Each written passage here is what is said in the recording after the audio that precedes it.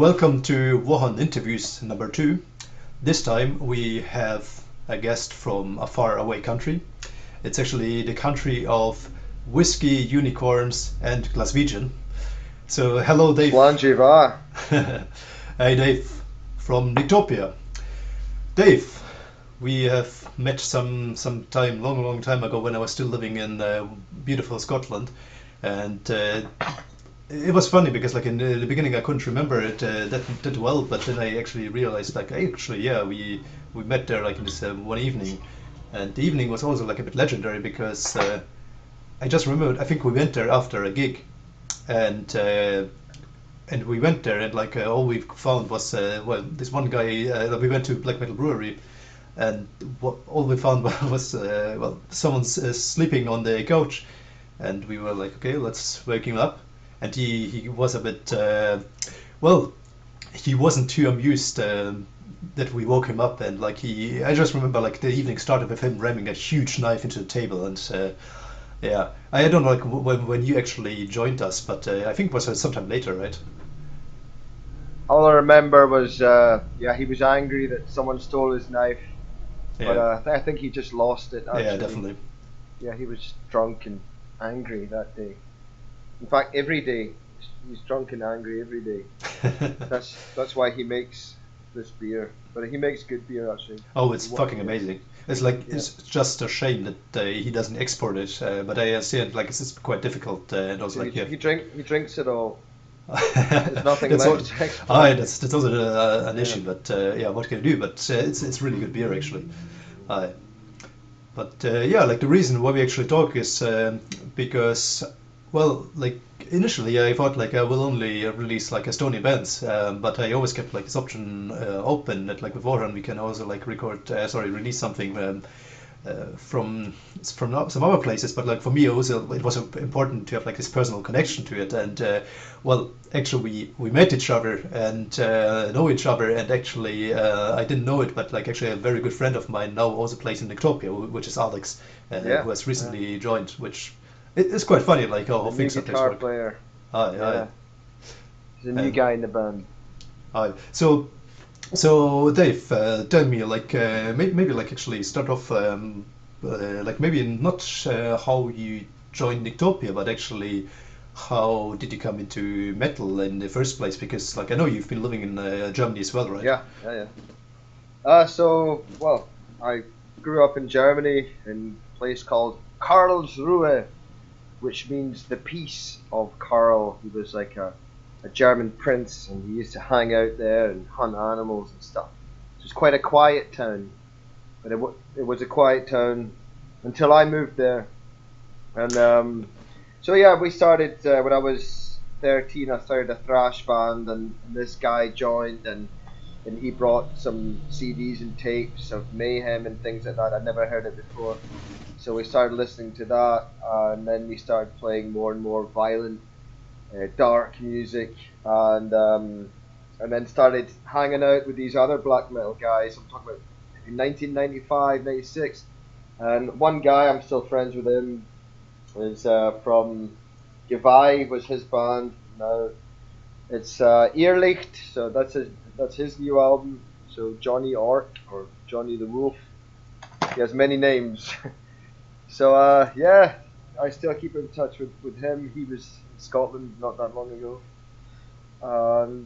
and then I moved here and played in a lot more bands. And Nyctopia started I don't know about five years ago. It was the death of my last band, Moonrape, fell apart, and I just started making music in my cellar, just with some friends at the beginning, just kind of weird stuff, and slowly but surely, it started off as a kind of folk weird band, but soon it just became metal, and we play all the old Moonrape songs and started writing new songs, and yeah, so here we are now. So so how come like I mean Moonrape is actually quite a nice name. Not many people uh, like the name. In fact, they refused to print the T-shirts, so we had to go elsewhere, and everyone was offended by the name. Tried to explain what it meant, and anyway, it was time to kill that band. and it died. But from the ashes came Nyctopia. So Does Nyctopia have like a meaning, like or like how was this name chosen? it's a combination of two words, like utopia, like a utopian, ultimate, perfect world in darkness. Because in Nict, NYC is to do with the night and the darkness. So it's an eternal night world, and all our music is dark, so it kind of fits. And that's the reasoning behind the band name, Utopia. What was it like like the first motivation actually to start a band? Like what was driving you? You said like you had a bass band, like a fresh band in Germany. Uh, so how come you started Moonrape? And also like what did you specifically choose to play black metal, or did you just like turn out to be that No, I genre? mean the music's got to be organic and needs to be natural. So when we go downstairs and we start playing, whatever happens happens. Like same with this album. Some of the clean vocal, I just started doing clean vocals, and in some parts, it's not like I decided to sing this way or that way. Just whatever happens happens, and the end result is what it is. So we don't set out to write a specific type of music. In fact, the new stuff which isn't released yet is all very folky, and probably will just be acoustic, because that's what happened when I started writing. So who knows what the newer stuff will turn out to be. But if it's not organic, I don't like contrived music, so it has to be organic. Yeah. Uh, and actually, like I was like because I'm not a huge fan or like a huge listener of Swedish black metal and death metal as well. Um, so like I didn't find this connection, but what I found was definitely like a connection to this section. So like I was just like showing it to a couple of friends of mine, and some like a couple of them actually said, "Oh yeah, they can clearly hear like Swedish black metal influence." Like, was it your was it your like influence that you wanted to bring in, or like did you just listen too much to the section and were like, Well, well, maybe Dissection was that's the way I actually go. the first black metal band I saw in Stuttgart with Satyricon, where they were touring. The Nemesis Divina had just came out, and Dissection were opening for Satyricon, and Gorgoroth were meant to show up, but they got lost in the autobahn that night, so they didn't show up. But for the no, I didn't go out my way to sound like Dissection. I'm not sure it does. It's just the way you write a riff, and I don't know why it comes out like that. Um, yeah, I guess. Well, there must be an influence. I do listen to Dissection, so I just got the box set wherever it is. What I found very interesting was actually the lyrics of some of the songs. So like from what I understand, like Moonrape has been like founded quite a long time ago. It Uh, was, yeah. so like it also like took some time to evolve everything, and so basically like every song came pretty much like into being like I don't know like how long did a song take? Maybe a year or so. Like um, it almost feels like. So do you have like maybe like some stories like of some songs like how the lyrics emerged and like how they were written?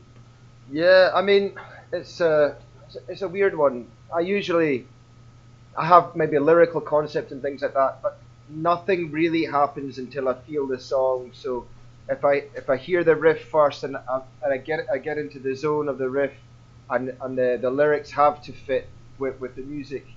And sometimes it won't come. It just won't come. For the Oracle of Deception, was my friend, who was in Moonrape, absolute bastard. He started playing that riff in the living room, and I was like, "Fuck, that's a good riff." It was only 3 days later I woke up in the middle of the night and I the whole chorus, and I knew that was going to be the chorus. So sometimes the lyrics just start flowing, and sometimes they don't come. And if they don't come, I just have to wait until the right lyrics come along, and then a story comes from it. Um, I never set out to write something specific. I just listen to the music, and then the lyrics come, kind of thing. You know. If you would pick three songs where you would explain the lyrics, I definitely want to have like the explanation of Full Moon Calling, but also like maybe like Foray into Madness. Like, can you just explain like what's behind these Yeah. lyrics? That one's more personal for Into Madness. I start writing about someone I know who slowly kind of went off the track, sort of, so to speak, and he is, yeah, absolutely believes that he's being followed around by witches and hags and things like that, and he suffers a lot because of it. So the lyrics is about his thoughts and his beliefs, which he truly believes, and his suffering as a consequence of it. So it's from his perspective, but you could say that the song's about um, mental health issues as well. Yeah, so falling deeper to the dark abyss of my dreams, powerless to stop my fall. No one can hear my screams. Yeah, so that's about his tormented soul, um, which he can't escape from. Yeah. Do you actually like when you perform live? Do you actually feel this when you play, or like even in a practice room? Like, do you kind of like get into this feeling? And if so, like how would you describe it? And I think you have to get into the feeling. It has to be organic from the heart. So a few things need to happen when we practice. First of all, minimal lights. We only play in the darkness. I don't like playing if it's full lights or anything like that. Because when you have total darkness and you're playing music, you can't be distracted for anything else. You just hear the music, and it really brings out the music and the spirit of Nyctopia as well. So when I'm singing it, absolutely, I'm 100% into it, and that's one of the reasons I decided to stop playing the guitar so I can focus on me delivering the lyrics and not being half guitar, half lyrics. I need to be one thing 100%. another lyric that you maybe want to explain, which one would you choose? Um, Signa Stellarum Negrarum. That one was a little bit different. Uh, I think Sean started playing the intro riff. It's like this typical kind of black metal stuff. I'm like, really? But actually, the song develops quite well, and I came up with this Latin incantation. I didn't come up with it. It came from a book called The Shambler. Well, the story was called the Shambler from the Stars by a guy called Bloch. So this guy Bloch, he actually wrote the story Psycho, the movie. The girl gets stabbed by the transvestite in the shower to pretend he's his mother. So this guy wrote this book called the story called The Shambler from the Stars, and at the end of the story, this guy has this grimoire called The Mysteries of the Worm, the Mysterious Vermis, and he reads the incantation and summons demons, the Dockway, who comes down and kills this guy. So I wrote the song round the incantation, and I thought, well, if the incantation's in Latin, I might as well write the rest of the song in Latin. So my Latin's not the best, but I just thought that would do the song justice, um, to do the whole thing in Latin, to be honest. And I think it sounds better in Latin than in English. Some languages sound better. That's why I'm writing all the new stuff in Scottish Gaelic, actually. So after this release, all the new music is going to be in Scottish Gaelic, which sounds really fucking metal, to be honest. You can say it. You can say anything like, "Oh, I'm going to take a shit" or whatever it is, and it sounds metal. And everything in Scottish Gaelic sounds metal as fuck. I just started learning Gaelic through the lockdown, and now I'm doing an official course, actually to become a Gaelic teacher. But I won't be qualified until next year. It's a 2-year course, so hold on. No, it'll be. I'm not good at maths. So, so yeah. So if all goes well, I'll be a qualified Scottish Gaelic teacher. Not Gaelic, Scottish Gaelic, different language. So yeah. All right. What's the main The difference main there? difference, the accents with us go one way, in Irish they go the other way. and I mean, I guess it's as similar as Flemish as to Dutch, to be honest. But I'm just a novice right now, so still learning. And hopefully in a couple of years I'll be a bit more fluent. Yeah, So because like you were living yeah, in Germany as well sometime, and now you're yeah, living in Glasgow, and actually, I'm like well, like whoever's hearing this will be thankful that you don't have a too strong Glaswegian yeah. accent because holy shit, like I know a couple of people like I still have troubles understanding them. So where is it actually from? Like, are you from Glasgow or like anywhere close or? Well, I was born here, but I moved around. So I moved around Scotland, and then I moved to France, and then I moved to Germany until I moved back from Germany when I was 18. So I spent 9 years in Germany in Karlsruhe, and then I moved to a place called Dollar, and then Edinburgh for 6 years, and then Glasgow. But I guess it's been especially growing up in Germany in a European school. There was lots of different accents going on. We had many Canadians, many Americans. There was American base was still there. So and actually, I do remember coming to this school and no one understanding anything I was saying. The teacher had to repeat everything I was saying, and it was really frustrating. So maybe I subconsciously lost the accent. Yeah. I don't think you lost it, like, but in comparison to other Scottish people, like you have, like, you don't have the Uh strongest huh. of accents. I would argue. I mean, like to be honest, like if anyone is listening to this, like they will have more trouble understanding me with my German accent than you with whatever Scottish, American, and Canadian accent you have. But Mm. yeah. uh, yeah, and then the last song where I'm curious about the lyrics because like I like the story is about full moon calling. Yeah.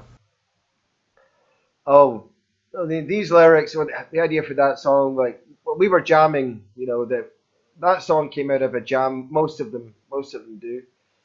Um, the lyrics were pretty much, I was camping up in Loch Marie on an island, so we had to take the boat out to it. And my girlfriend and I, we were alone on that island, apart from some ravens that were following us around. And decided to take some hallucinogenic drugs, and it was a full moon that night, and we were just standing there staring at the moon, and it just felt like it was calling us.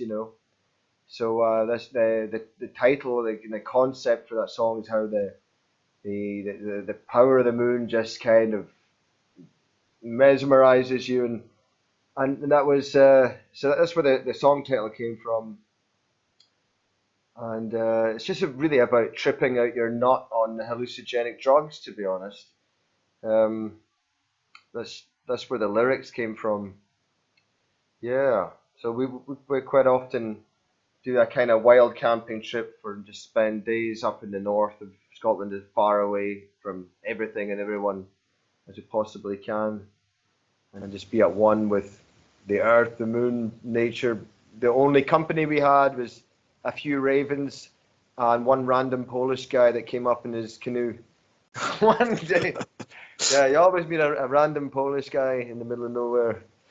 That's a thing when we go camping far away up north. You never meet any Scottish people. It's always maybe a few Germans, a Polish guy, maybe a Spanish guy, but Scottish people don't really explore as much as they should, Oh, they're you exploring know. all the pubs around, Yeah, I guess. pretty much. Yeah. And actually, like my favorite story, like some people may have read it, but actually my favorite story was that also made it into a newspaper. Could you just like tell a bit like more about your camping trip? Oh, that one. Once again, that was just a normal camping trip. In fact, at the last moment, we decided to take my friend's kids because all the usual people are like, "Oh, I want to take it easy. I want to chill." So it ended up me, my friend Pan. Pan used to be our drummer. He actually played in a Greek band called Raven Cult, I think, on their Oh, you first just release. in Raven Cult. Actually, I know Yeah, this band. yeah. So he played in their first demo or album. I don't know. Anyway, he ended up being our drummer for a while, and so he came along in the camping trip, and he brought with him one of his sons, who was very young at the time, and my other friend came down from Aberdeen, and he brought his son, and we also went with a wee girl who's the daughter of one of my friends. So it was 3 guys, 3 kids, and a dog in this boat, and we rowed out to Castle Island in Loch Leven, and when we got there, we were told we weren't allowed to land. I was like, what the fuck, man? Like, we're just going to walk around, have a barbecue, whatever. And like, no, this is private property. You can't land here. So we started shouting, we're refugees. Let us on the island. Help, help. And like, for everyone watching, there's 3 guys dressed in black. I think we had corpse paint on, and the kids as well. And they were like, what the fuck is going on? So we waited until it was a lady from Historic Scotland, and she was taking the passengers on her boat to the island and taking them back. It was the last trip of the day. So she went off in her boat, and as soon as she was out of sight, we rowed like mad round another island that was beside it, and we were out of her sight. So then we went onto the island, we took the boat, we covered it up, and we all lay down, and she came back, and she was looking for us. And she didn't see us, and we all kept quiet. And then she went away again. So then we got the teepee up, and we got the fire going, we're drinking beers, listening to music. And then the sun was going down, and we were with the kids telling ghost stories and shit, and just having a good time, drinking beers, listening to metal. And that's when we started seeing the lights on the other island. There was more and more lights everywhere. And one thing freaked us out, because on the island we were on, it was literally covered with shotgun shells, like shotgun shells everywhere. I'm looking at the shotgun shells, looking at everyone on the other island with loads of flashlights. And I'm thinking there must be some kind of manhunt. Maybe they'd just go out, these rich guys, go shoot campers or something. So we started to get the boat ready, put the kids in the boat, and start going that way. And the dog all of a sudden started barking like mad. And then we heard all the engines coming, and there was a helicopter and everything else. And we heard the radio. We heard the radios of people saying, we found them. We're like, what's going on, man? And what had happened was the lady from Historic Scotland had seen us, but then we disappeared. She went back. There was only 2 cars left in the car park. She phoned the police, said there was a bunch of weird guys with kids disappeared. The 2 cars left. They must have killed themselves or something. So we got brought back to the shore. There was loads of ambulance. There was loads of cars, press. Everyone was there. And we got taken into the ambulance, and they were taking our temperature and everything. Like we honestly thought, were we in some kind of weird Ministry of Defense fucking place? Like, I didn't even know what was going on, and it just turned out that they thought something sinister had gone on, and we'd murdered the kids, and that's what the police believed, because they smashed our car windows. All our car windows were smashed. I said, why'd you smash the car windows? No, we were looking for a note, see if you'd left a note. If I was going to leave a note, I'd put it in fucking windscreen so you could see it. Do you know what I mean? So we ended up having to sleep in the car with the broken windows, cold as fuck, no fire, freezing our nuts off. And obviously we couldn't drive away because they knew we'd had a few beers. So it was the next morning I woke up and I'm like, that's fucking weird as fuck what happened last night. So I googled it, and it was the front cover of the Courier, the local newspaper, and it said police remain tight-lipped at incident at Loch Leven. And I'm like, incident at Loch Leven, police remain tight-lipped. So I phoned up the newspaper and I said that this is what really happened, which was basically nothing. And out of that story, then everyone was phoning up, Sky News. There was a radio station in Canada. We got free tickets out of it for download and stuff like that. So it was a story, but it was a normal camping trip. And I guess people weren't used to seeing metal guys in a boat with a bunch of kids just having a good time, because it's outside of their safety zone. People would rather sit in front of the TV or whatever than go out into the wilderness. But that's what we like to do. So we do that every other weekend, to be honest, as much as we can. Did you actually have some kind of belief, like for example, like pagan belief or something connected to nature? No, I don't follow any rules, and I guess by definition I'm an atheist. But that doesn't mean when you're standing in the middle of nowhere on an island in a loch or up a mountain that you can have a spiritual experience without necessarily invoking the supernatural. If you know what I mean. I mean, the supernatural is nature. That's good enough for me. I don't need anything else. Um, that's. That's all you need, to be honest. I respect animals, nature, trees, and for me, that's all you need. I don't need to create anything else to believe in. So I think we have enough wonderful things up here in Scotland. We just have to go and enjoy it. Scotland is fucking magic. Like, Yeah. I sometimes miss the mountains because, or Munros or hills or whatever I call them, because like here in the study we don't have any, but that's just a different story. Um, Actually, like on Full Moon Calling, you also have Hoest from Talk doing some guest vocals. So, like, you've been knowing him for a couple of times, for some time. I know he has had a girlfriend in Glasgow as well. So, like, how did you actually meet them, and like, how did all this come together? So Hoest came round to my house one day, and we hit it off. We got on really well, and we actually went downstairs, and we had the best jam session. So Hoest was in the drums. I think I was playing guitar. Pete from Necrosadistic Goat Torture was there, also from Sturm Tiger. He was playing bass, and we had just an incredible jam and really connected. And there was one guy there who was meant to be filming it, but he never actually pressed the record button. So I was really pissed off about that. But that's just typical. So it's all good memories. Yeah, it was a really nice guy. So yeah, he invited us to Bergen, and we stayed there, and he gave us the tour of all the fjords and whatnot. And then when we were recording, I thought, well, you know what? I'll ask him if he wants to do some guest vocals, and he was like, yeah, sure. So I sent him the lyrics and the music, and he sent it back. So right, cool. Let's put that on the record. We actually have a lot of people guesting on the record, just little parts here and there.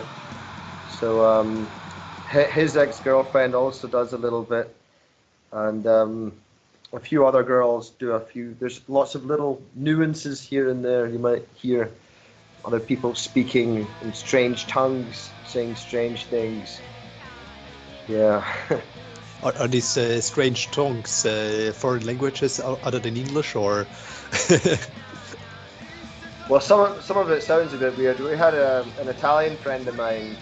She was repeating the names of pagan goddesses, kind of invoking them to save that person in the song. It's a song called Malleus Maleficarum, Witch Hunt. It really is about the plight of all the women in Europe that were burned by these Christian guys. And that song itself is about the plight of this witch who's being burned alive. And then she reaches out to these pagan goddesses, and that's where the Italian girl, Christina, that's what she's singing. And I think it sounds pretty good, actually. So, yeah, that's Malleus Maleficarum, a witch hunt. You'll hear that one on. Because we had we used to burn a lot of witches. In fact, I think the last witch burning in Western Europe was in Paisley beside Glasgow, and I think it was 1698, and they have they buried all the bones in the middle of the street, and they put a horseshoe over it, and they said if anyone steals a horseshoe, it will plunge the city of Paisley into darkness for thousands of years, and someone did steal it. So the curse of the witches came back. So there's lots of stories like that. Edinburgh Castle was one of the worst places for it. There's actually a small memorial. If you look hard, you'll find it, to all the witches that were burned on the Esplanade. So that's where all the executions were. You know, you didn't have TV back in these days. You'd go and watch people getting burned alive and things like that. So, and of course, like 99% of these people were probably just a little bit different and didn't fit in like most, like me and you and most of the metal guys, you know. Actually, I Uh, remember like I was living right next to like the former position of a gallows. I think yeah, it was Grassmarket. uh-huh. Um, and actually, I always remember that I can't remember when exactly it was. Maybe it was like 100 years ago. Basically, like because there was a mound around Edinburgh Castle, and when they started to dry it, they found a couple of skeletons. And basically, what they did was they were just like binding together like yeah, like it, I think it was on the back, like so they're binding together like their hands and feet on the back, and were throwing them into the water. And if they were sinking, then they were innocent virgins, women, whatever. But if they would float up, then they knew it is a witch. But it seems that like most of them were just sinking, and they were like, ah, but maybe next time. It's yeah. I wonder what they were thinking about. Fucked either way. Oh yeah, yeah. Not a good time to be living if you're a witch. But these days, you know, no problem. He talked about almost every song except for the cover, Shem Ham for Rush and Evil Bleed Oh My Good. Yeah, well, Shimon Farash, we used to play as a kind of a warm-up song all the time in the band. Okay, let's start with that song because we all really enjoyed it. It was once again it was Absolute Bastard, who used to be in Moonrape. He now plays in a different band. He now plays in Rancor Profundo, and I don't know if you can see that. So they have two Aye. two albums out, and he plays in lots of bands, to be honest. Yeah, we just really liked that song, and then when our new drummer Pan joined the band, he started playing it at blitz speed, and just like it turned into this absolute chaotic song, and it just gave it a different vibe, and that's the way we like to play it. So it sounds completely different to the original, and it's just it's real fun to play, to be honest, and just a really anti-Christian song. Yeah, but it's short to the point, quite good fun. Yeah. And and what about the Evil Bleed Oh My Good? Evil Without My Good. Evil Without My Good. Evil Without My Good is kind of a story about um, the Black Death, and everyone's dying, and people then panic and decide that the all their praying and everything isn't working anymore. So they decide to go back to ancient different ways and worshipping different entities and whatnot, and sacrificing people, and yeah, it's that's what the song's about, to be honest. So that's why Evil Be Thou My Good was just they started committing acts of evil in thinking that it would help um, cure them and do away with the plague and whatnot. So that was more of a kind of story concept I was thinking of when I wrote that song, these lyrics. Um, so Absolute Bastard wrote the music for that song. So yeah. If there was a time you could choose like a period, which would be like your favorite period to live in, and why? Because you talk a lot about, you know, like basically Middle Ages and like roughly that time. Would you like to live in there, or would you like actually prefer like, you know, the modern time and be like, yeah, you know, it's sort of good and fun, but you know, like living there is better. It's a real tough one. You know, I mean, it depends if you want to hypothesize. I think it depends on your on who you are in that time. You know, I wouldn't want to be a peasant in the Middle Ages, but if you said, "Oh, would you like to be in the nobility?" Then yeah, of course, I said, you know, it depends. It depends who you are, but you know, I'll be honest with you. I've worked hard my whole life. I've got pretty much everything I want, so I'm quite happy in these times. You know, like I said, we go exploring up north when we can. We do this. We travel all the time. We try to make time for music as much as we can. So, kind of happy in these times. I don't know. I don't know if I would last long in the Middle Ages, to be honest. So yeah. And actually, I have a question regarding like your live appearances because unfortunately I've never seen Nyctopia live. I, however, have seen We this. hardly play live. Yeah, We've like only played live twice, to be honest. yeah, like this. Just seen this one video with fuck, what's the name? Your girlfriend like doing like Camila, this. yeah. Yes, Camilla doing the snake Snake dance, yeah. dance. Oh, it was like quite interesting. Although I'm not sure if the snake enjoyed it, but He's dead now. Sorry, oh. she's dead. The snake died, Fluffy. So no, a lot of our friends like snakes, and they have big boa constrictors. And we were actually looking after the baby snakes at one point, and we were feeding them, and they were all really nice. I called one of them Ivor the boneless, because he was born with a weird jaw. He didn't have a proper jaw, and I really liked him. But one day when we were looking after him, they all turned on me and they all tried to kill me. And I had snakes hanging off every finger, and I was like, "Fuck!" I mean, they were only small guys, but it was like I don't know how much I take to them. I'm not the biggest fan. Camila likes him, so she was dancing with the snake and everything during Witch Hunt actually. So she likes snakes and things like that. But I'm more into dogs and cats, to be honest. Like anytime a snake tries to like give you a cuddle, you think he's actually trying to kill you. So we had someone else in my flat. Oh, this snake's giving me a cuddle, and we're like, get it off her now. It was trying to kill her. She didn't realize that. So you need to watch out, because there's only one thing in the snake's mind. It's who am I going to kill? What am I going to eat? It's not like, oh yeah, I really like you or anything like that. They don't have empathy. But as I said, I'm not really a snake guy.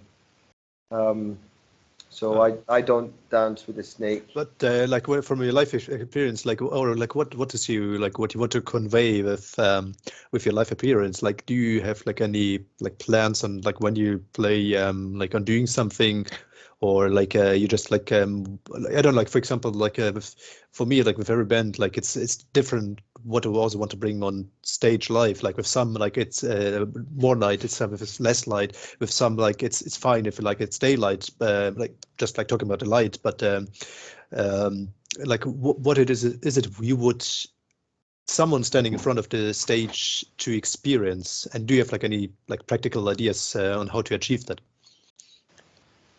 For the live show, I mean, like I always felt, this is my personal opinion, I always felt like who you are on stage should be who you are off stage.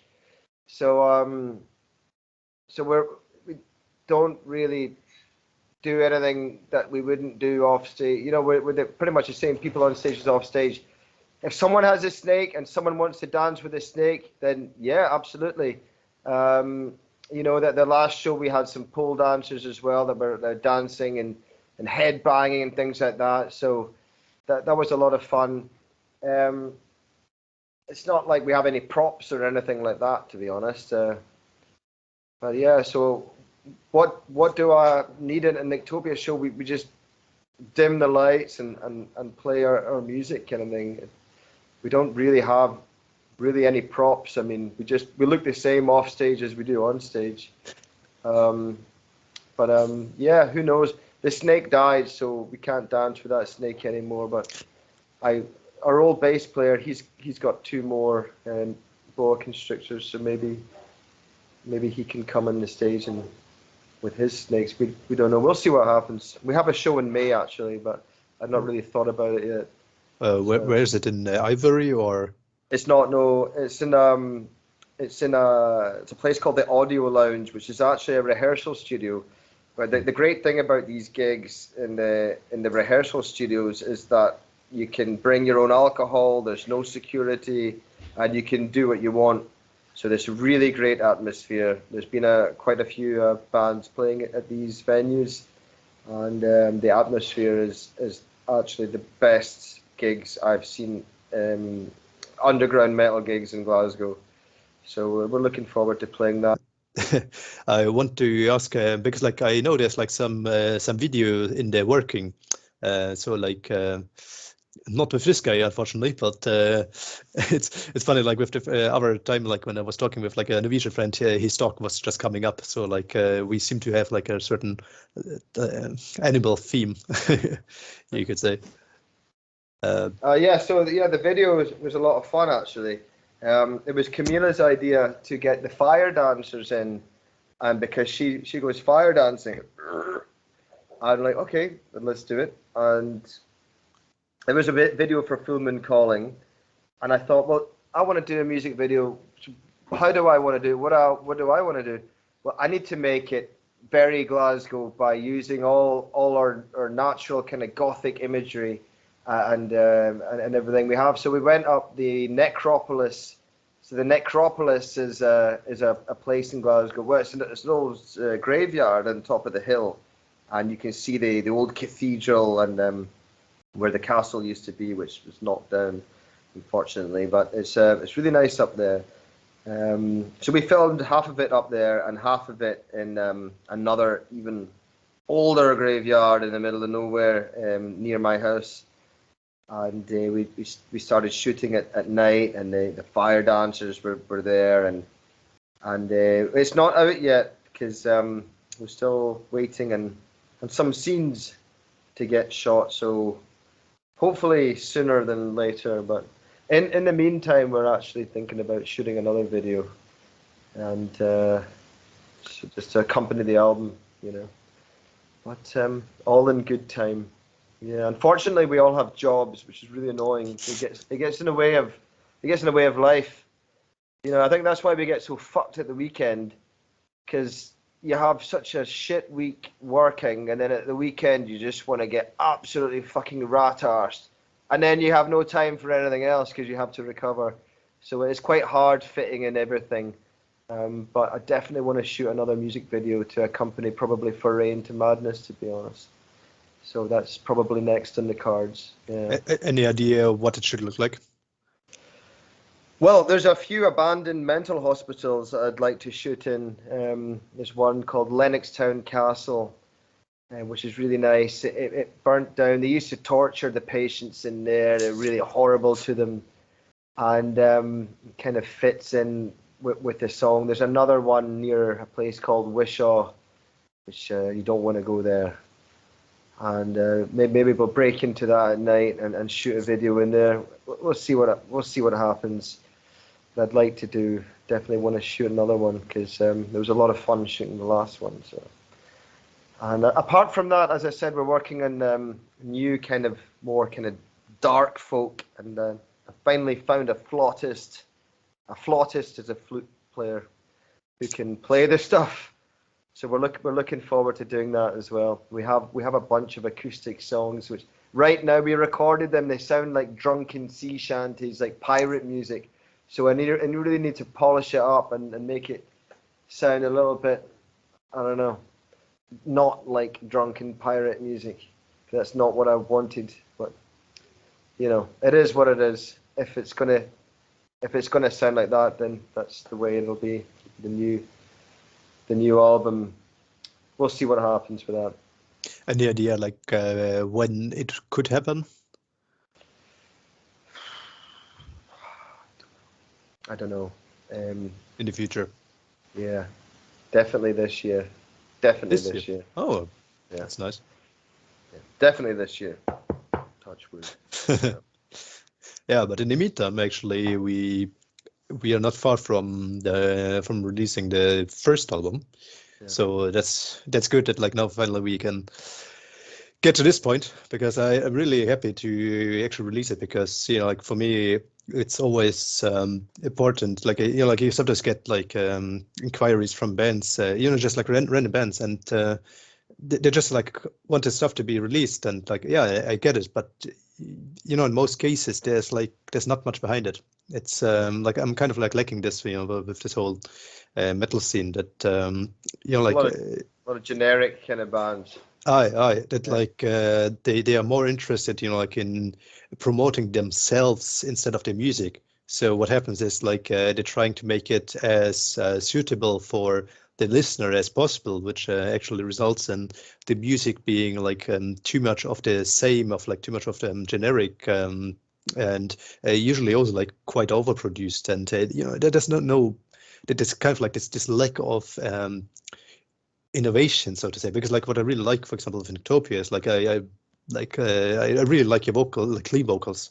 This is like something that where I'm like, whoa, this, like many try to, quite a few try to like sing with clean vocals, but they fail because it just sounds shite. But like what Yeah. you do actually, like it's really enjoyable, and also like in combination with the riffs, the drums, and even like the bass, I like it. I like it. Thanks very much. I mean, the vocals just come out naturally. It's like when I'm just singing, all of a sudden I'll start doing clean. I might not even sing it the same way twice, to be honest.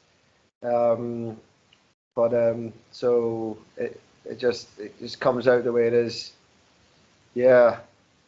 Sometimes I sing distorted, sometimes clean. Just depends what's going on in my mind, you know. Aye. Because sometimes in the song there's different people, there's different kind of characters.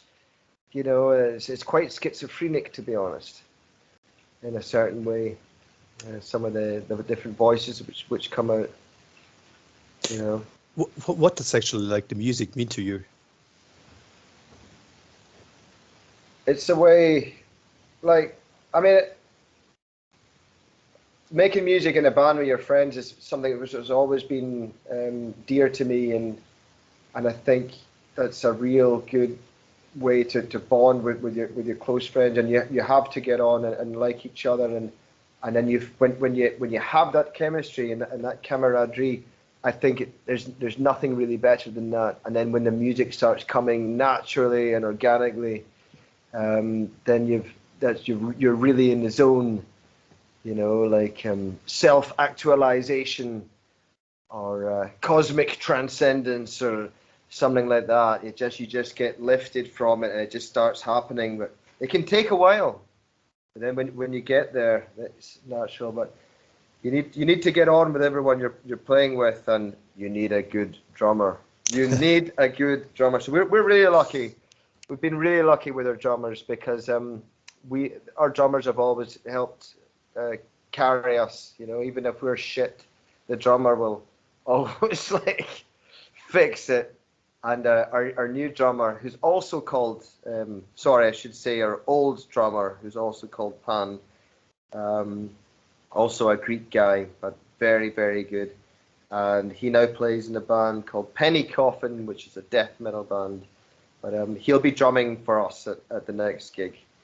But he's very good. Thank you very much, Dave. It was a pleasure talking to you, and now I'm quite curious what people actually think about music, because like to be honest, like it took me like once or twice, like I had to listen to like the songs actually twice to like kind of like understand what's going on, because you're so used to like this generic music, which like you can just consume within one go, but then you also forget about it immediately. That's kind of like a bit of a problem I have with music. So like I'm quite curious like of what or how people will enjoy the music, and I hope they will understand and see like the same value as I do, and that as truly you do as well, because I think it's rare like to have music that's like made with heart these days. It's a bit of a shame, but it's like that's why we do underground. Yeah, man. And thanks for taking the time to listen to it and releasing it. So we're looking forward to the album coming out and doing some shows, and hopefully we'll organize a tour. That's the plan anyway. Any last words? Any last words? Don't push the button, because we still want a tour. Any last words? I don't want to get political or anything like that, but so I won't.